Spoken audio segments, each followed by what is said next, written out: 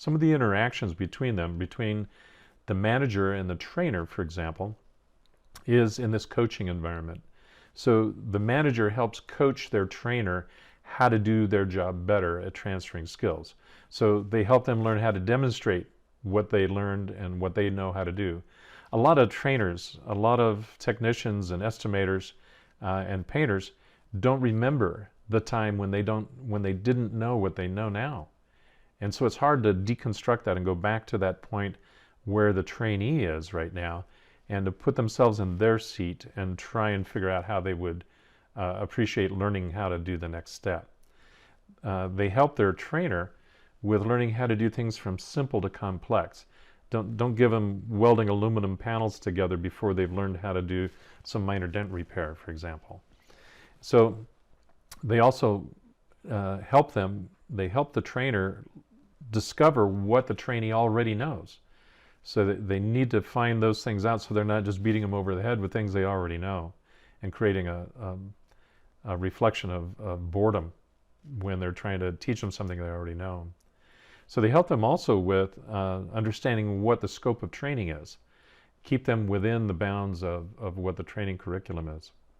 And their overall job is to help build and retain more trainers, to help them become great trainers, not just of this apprentice, but future apprentices as well, so that they can continue building. So the advocate and the trainer work together, mostly on the apprentice interaction. So they help them recognize different personality styles, different learning styles, and help them interpret what those generational differences might be. And they help translate those issues that the trainer might be experiencing with the apprentice and the trainee, and translate that into something that's actionable. Well, what can we do about that? So how can you do that differently tomorrow? What are you thinking? And the advocate works as an advisor to the trainer on how to improve that relationship and maintain it better. The advocate also works with the training manager, and so this is really about learning assessment. They consult on style differences, they'll consult on monitoring the progress of the trainee, and consider mismatches where there's a conflict going on, and perhaps suggest, maybe shifting to a different trainer or a different trainee for that trainer.